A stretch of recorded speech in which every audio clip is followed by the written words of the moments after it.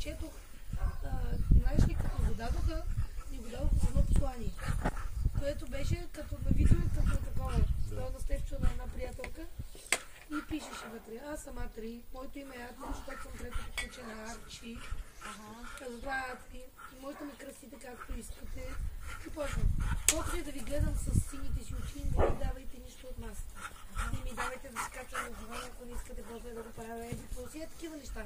Всъщност те ни бяха написали всичко. Ние го сказваме в телефон. И той вкъщи не се качва никъде. Седи си, скопа. Били, слава Бога, не прави някакви. От маската ми даш нищо. Той... Ей, как си? Да.